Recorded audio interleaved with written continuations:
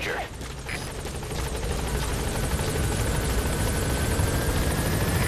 This is P-Quad. Arriving shortly at LZ.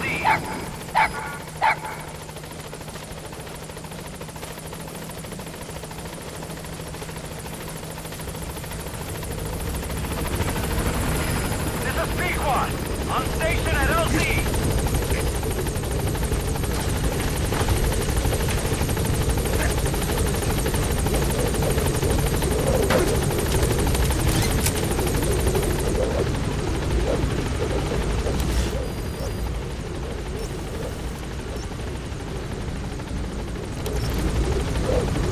Gaining altitude.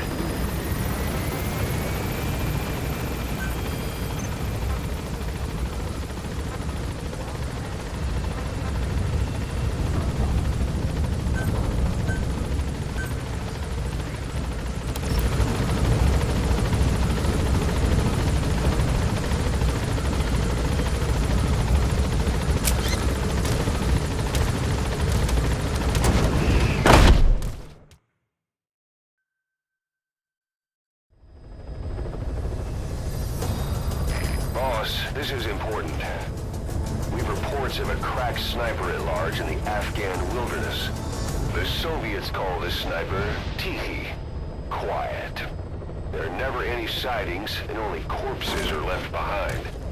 The Soviets have already lost a number of officers. You'd, best watch your step.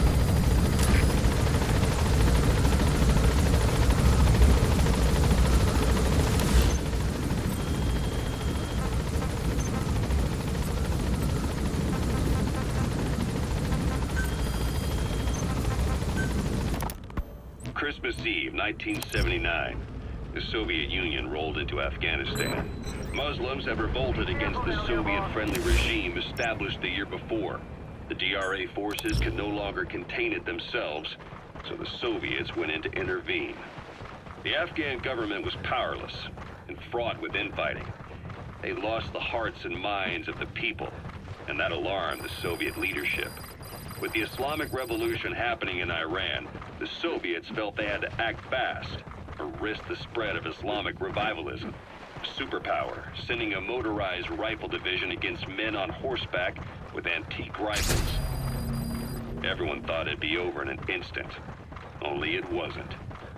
Some Muslims made their fight a jihad, a holy war, and began a guerrilla campaign on all fronts. A war of attrition. These fighters call themselves Mujahideen.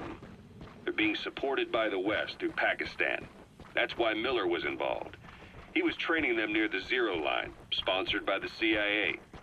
The war has become a nightmare for the Soviet troops stationed here. They thought they'd be headed home in 6 months at the most. Then a year passed. 2 years. Now here we are 4 years on with no exit in sight. Afghanistan has become the Soviet Union's Vietnam. The Soviet troops on the ground want to go home, but at least they have homes to go back to. The Afghans have lost theirs. The Soviets destroy the kishlaks, villages, wherever they can. They burn down homes. Subject on board. Leave the rest to us. Turn pastures into minefields. It's created a mass of refugees who fled to Pakistan.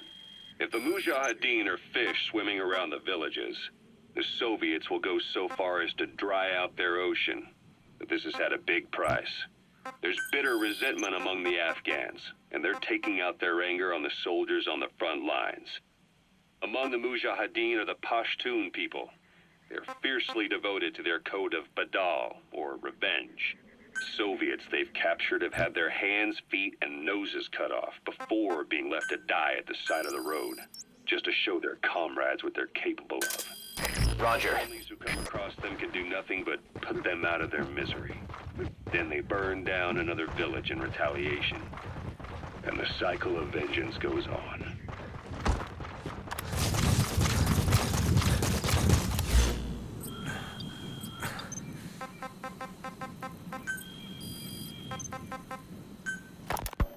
This war, the Kremlin never expected to have this much trouble against the Mujahideen. Afghanistan is a tribal society. Tradition demands that its people stand up to any outsiders who set foot on their land. With the honor of their people at stake, they have everything to fight for. No matter how hard the Soviets hit them, they continue to appear out of nowhere, striking back, then vanishing again. But there's one thing even the Mujahideen fear. Every last one of them. The Soviet gunships. They're highly maneuverable and equipped with massive firepower. Plus, the underside of the fuselage is heavily armored. The Mujahideen can barely scratch them with their small arms. Anyone who hangs around gets mowed down by the gunship's heavy machine guns. This new honeybee weapon that was given to the Hamid fighters, it's no doubt something to help them strike back against the gunships, which makes it a weapon that could change the course of the war. Those guerrilla fighters known as Mujahideen don't actually belong to a single organization. Afghanistan is a multi-ethnic country. You've got the Pashtuns, the Tajiks, Uzbeks, Hazaras, and each of them is split into their own tribes, large and small. Each ethnicity has several rebel organizations that their various tribes gather under. They're united under the banner of jihad. That doesn't mean they work.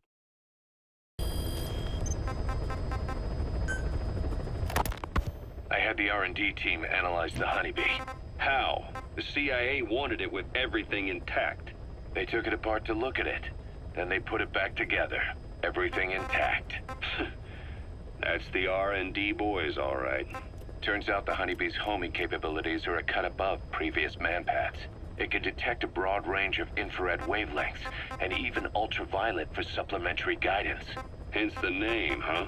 Right. Honeybees rely on UV light to fly. With this device, flares don't do the target any good.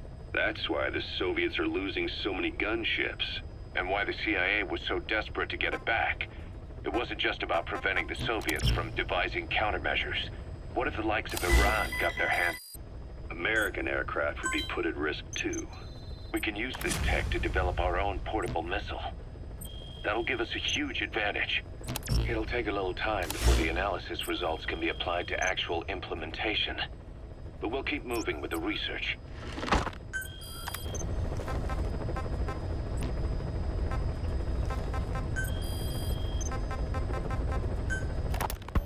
Kaz, what about the unit that attacked us in the mist?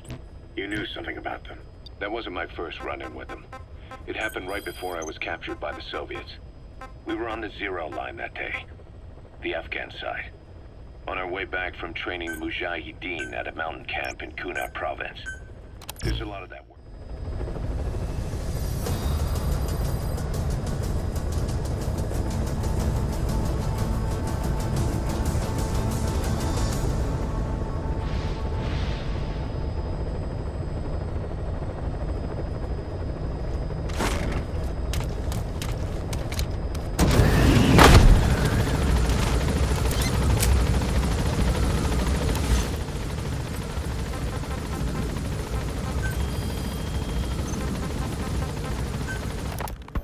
Kaz, what about the unit that attacked us in the mist? You knew something about them. That wasn't my first run-in with them. It happened right before I was captured by the Soviets. We were on the zero line that day, the Afghan side, on our way back from training Mujahideen at a mountain camp in Kunar province. There's a lot of that work in Afghanistan. Most PFs shy away from it because it draws too much attention. But for us, that was the whole point. The job itself went great. We just had to make it back to a tribal area in Pakistan. But all of a sudden, visibility got real bad. It was no sandstorm. Our point man gave this strange report. He said he could see skulls in the mist. Skulls. The next moment, he went silent. We scrambled into formation, right before his arms and legs came raining down on us. It was always supposed to be a dangerous mission, so I had Diamond Dog's very best with me. We were calling out to each other. But one by one, the voices just went dead. Whatever happened to me, I lost consciousness before I knew it. When I came to, I was in a Soviet camp, tied to an interrogation chair. Could they be some new Spetsnaz unit? No. The ones that interrogated me were just the average rank and file. Whatever group attacked us, the way they moved was just insane. That mist, appearing out of nowhere. The Soviets don't have tech like that. If they did, Ocelot would have heard about it. I doubt the West does either. Otherwise, the folks at Langley would be sleeping a lot easier. Why'd they come after you? Wish I knew. I'm the only one who survived. Though I don't think they planned it that way. If I was their target, they wouldn't have just handed me over to the 40th Army. Whatever the case, we need to watch our step until we know who they really are. And subject on board. Leave the rest to us. Them again. Don't try to take them on. You just get the hell out of there.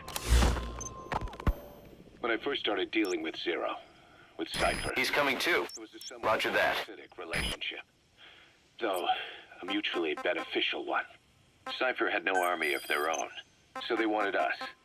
They wanted our strength. They approached me as a potential business partner. But they had other motives. Cypher coaxed us into Central America, into that U.S.-Soviet proxy war, to fuel Mother Base's growth. Once we were big enough, they'd force us to join them. That was the plan. That's why they had Paz, still Zeke. Right. And if we refused, she would use Zeke to fire a nuke from Mother Base. The world would consider us a liability, and countries would unite to destroy us. We stopped the launch. And yet they still took us down. Through that fake inspection they orchestrated to cover up their sabotage. That power Cypher wanted. We don't have it anymore. So why are they still after you? Is it just the fear of leaving you alive? I don't know. Was Zero really... All I know is the man I knew wouldn't want this. What do you mean? We have to consider that it might not be Zero we're dealing with. We know virtually nothing about Cypher anymore. How big they've gotten, what they want, or even who they really are. The new Mother Base started out as a test drilling rig operated by a mineral resources supplier, but their project fell through. The Seychelles government was happy to hand the place over to us. It was just scrap on stilts. So with a few dummy construction companies set up as fronts, we started renovating the half-finished rig. From the outside, it looked like the project was back on rails. Kaz, you... What? I see what you're doing. Recreating the Mother Base we had 9 years ago. Only this time. That's right. The Mother Base Cypher thought they destroyed will return from the grave to kill them. We'll prove to the world that we were the victors. And if we lose again? They can't fool us the same way twice. Now our enemies are in plain sight. And when our organization gets too big, we split it across companies. Any company that draws attention gets liquidated, and its capital is back-channeled into a new company. Most PFs are small-time operations anyway. And in this business, the minnows go bankrupt all the time. We've never aroused suspicion. Plus, we have Hewick. Hewick? Human Exploitation Company. It's a business specializing in intel gathering. Think of it as a civilian intelligence agency. Kaz, that's... Remember what they were trying to accomplish at the prison facility in Cuba? That gave me the idea. We dispatch moles into conflict zones around the world, and each sets up an intel network on site. Then they stay in place to give us stable points of contact when other nations intervene in the conflicts.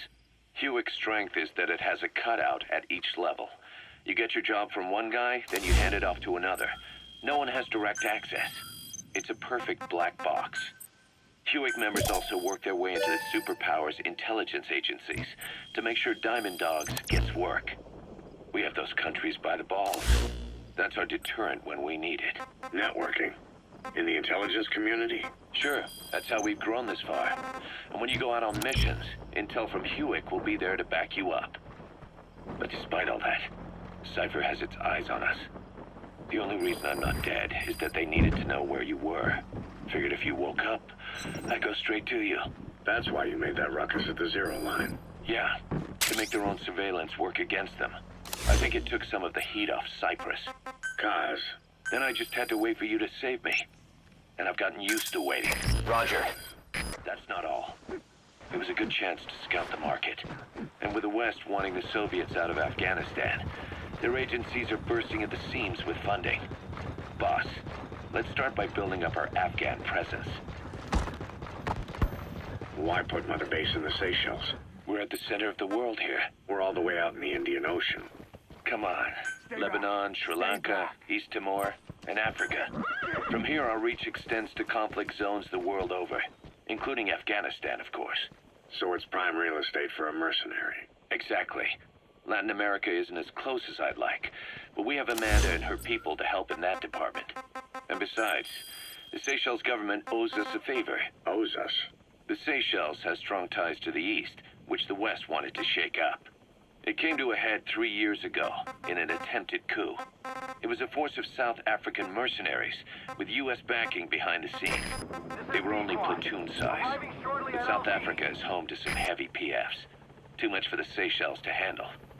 In the end, they accepted help from the Tanzanian army and quelled the coup. We set up the deal and handled on-site tactical instruction. That led to some training work for the Seychelles military. And when we put down a mutiny within their forces, well, we made a lot of people happy. They don't pay us. They just let us have a piece of their offshore territory on the promise we'll come running if something else happens. So we're bodyguards, too.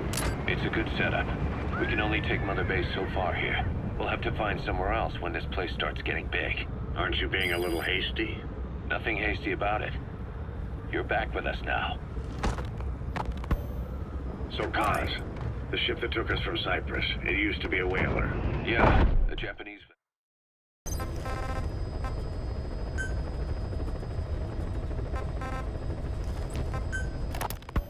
Ocelot said the number of private forces is increasing, and they've modeled themselves after us.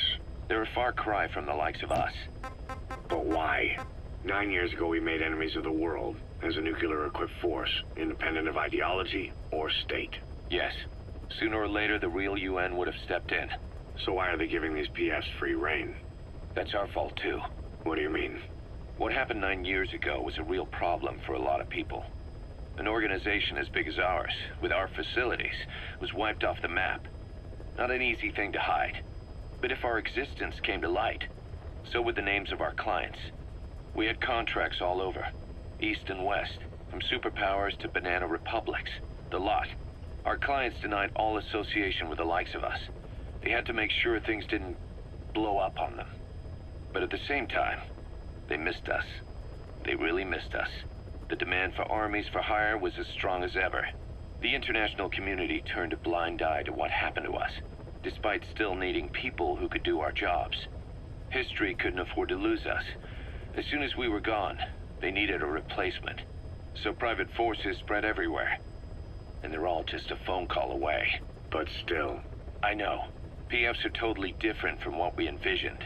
Nation-states, revolutionaries, terrorists, they have a lot of clients, and Cypher is one of them. Cypher stays anonymous, but I know their work when I see it. In the eyes of those clients, the world's PFs are all just expendable pawns. The clients don't have to worry about losing their own men.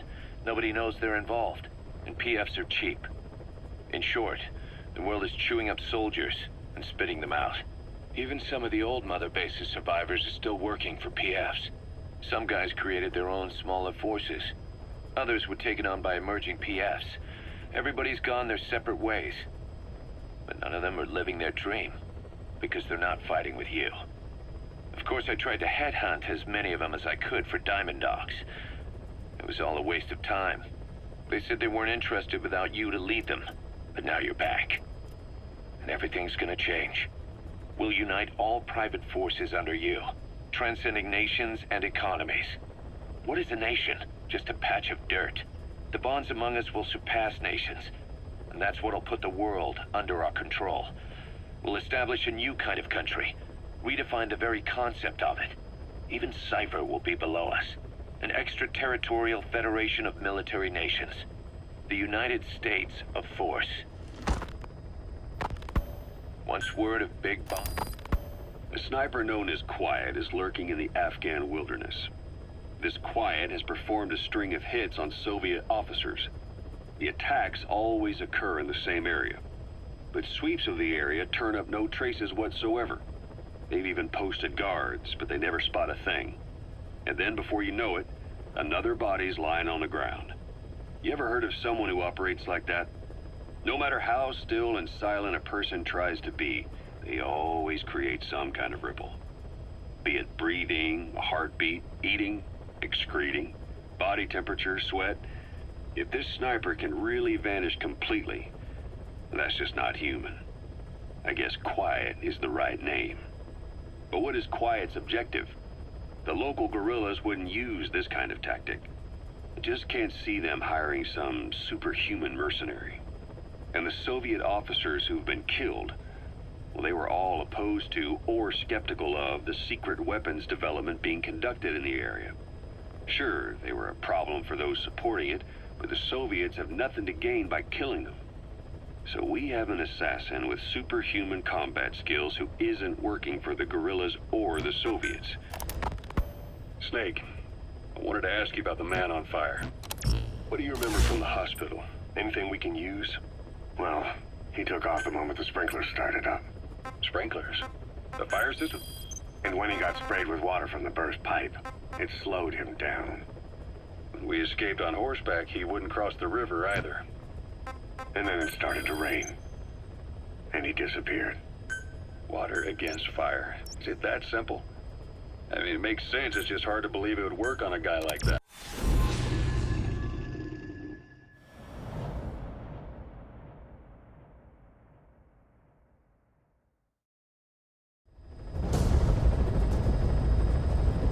Boss, your objective is to eliminate as many enemy combat vehicles as you can.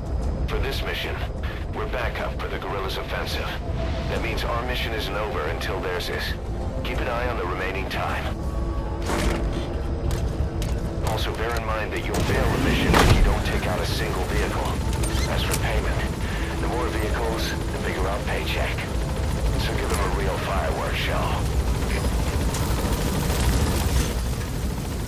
Check the target's locations on your map. Once you've spotted incoming reinforcements, their location will be added to your iDroid too.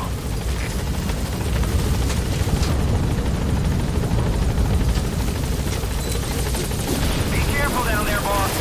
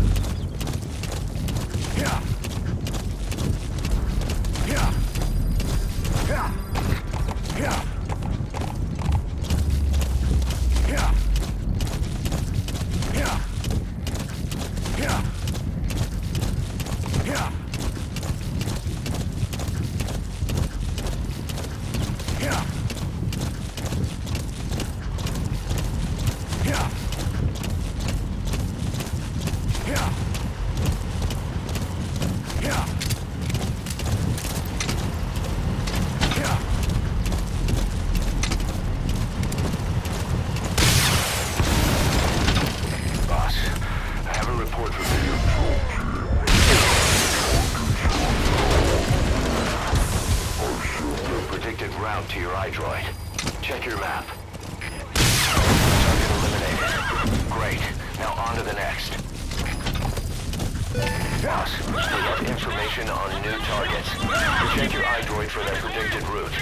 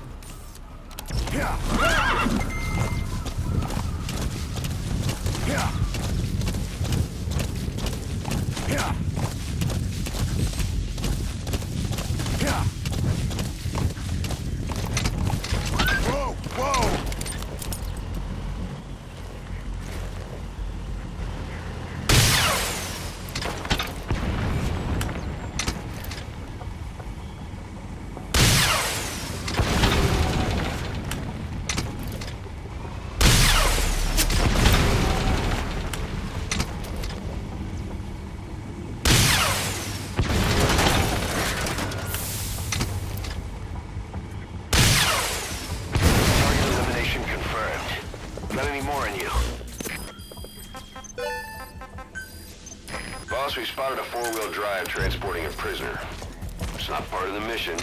Do you think you can bust him loose? Just if you have the time to spare.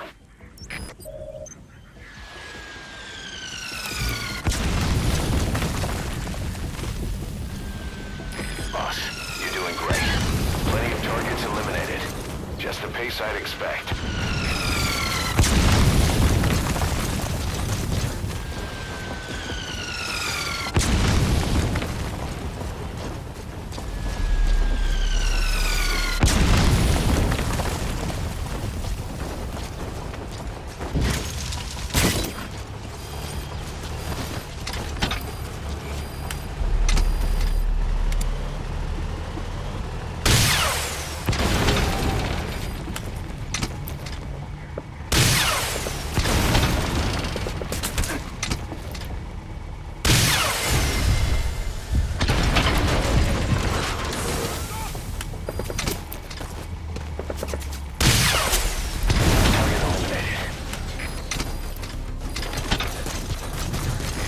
Other targets closing in. You can check their predicted route on your iDroid.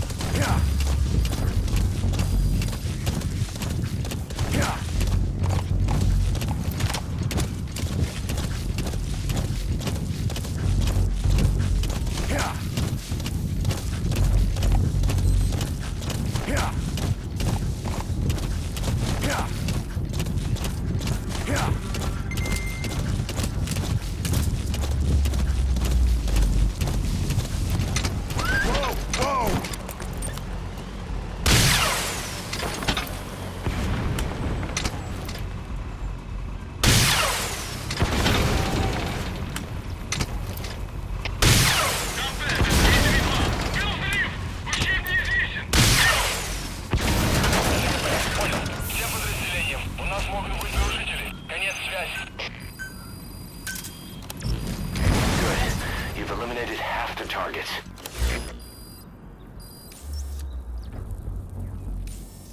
Boss, I have a report from the intel team. The targets are now on the move. I've sent their predicted route to your iDroid. Check your map.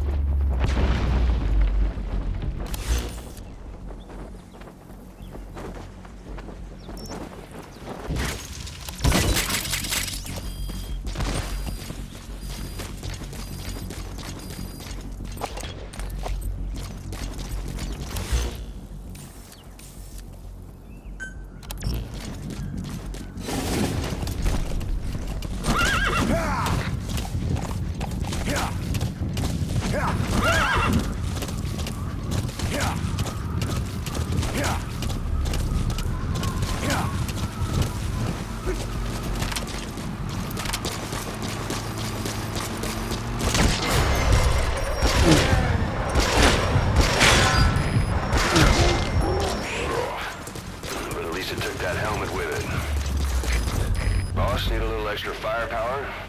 We've spotted a Soviet weapons transport truck. Apparently its cargo is something pretty powerful. What do you think?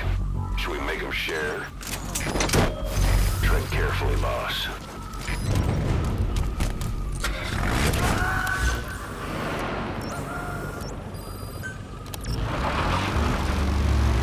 Okay, subject is in.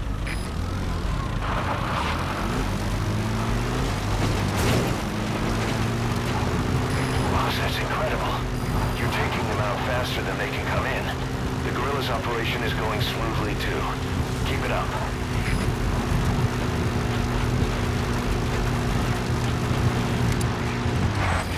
A target has left the mission area. It's too late to eliminate that one. Just focus on taking out the remaining targets.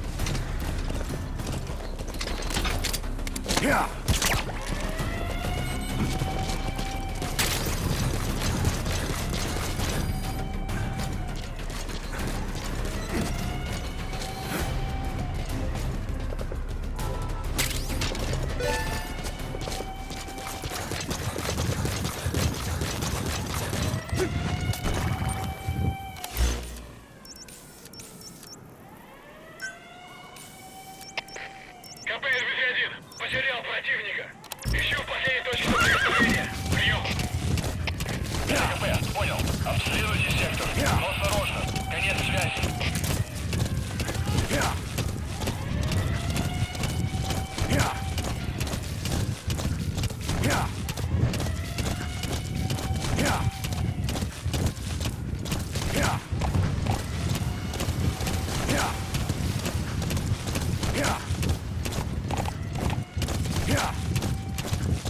The guerrillas' offensive will be ending soon. Boss, there's still time left. Take out as many vehicles as you can.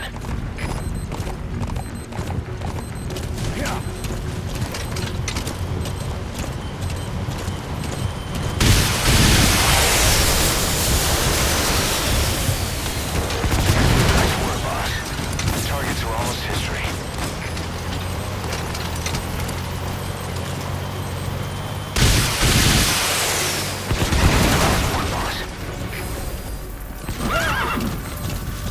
The enemy reinforcements have stopped. No targets remaining. Boss, exfiltrate the hot zone.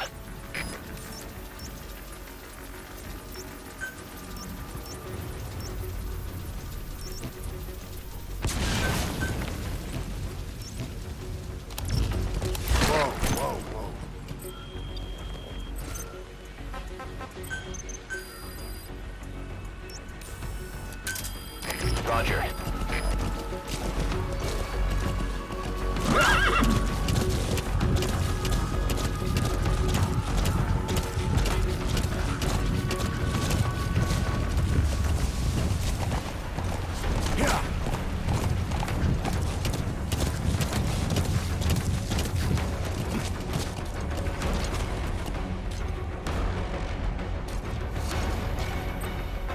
Stay back. Stay back.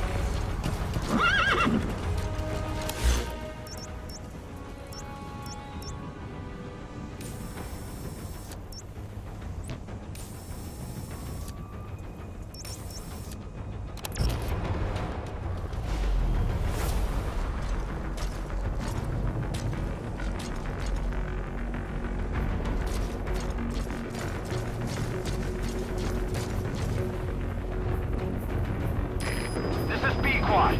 Arriving shortly at LZ.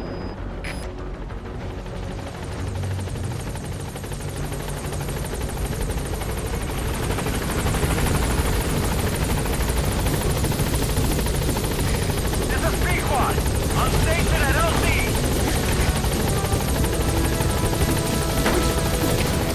КП-1, поиски закончены. Противник Heading altitude. Прием. Конец связи.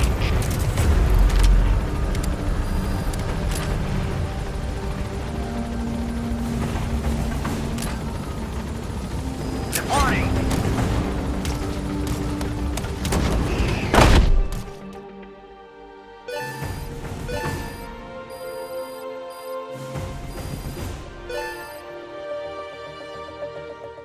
Mission complete, boss.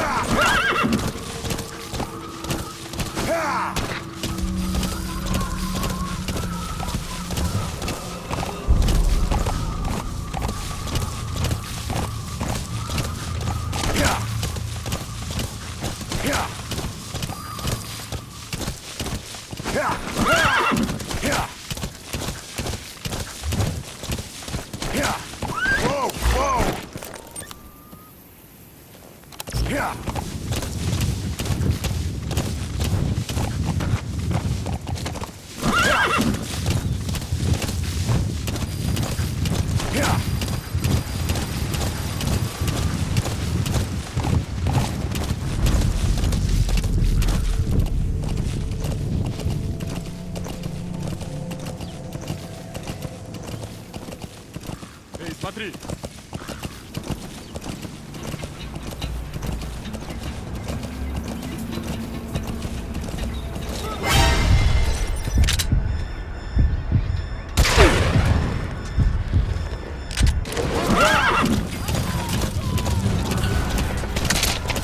Всем боевым группам, это кафе! Все подразделения, за боевые позиции! Повторяю, все подразделения, за боевые позиции!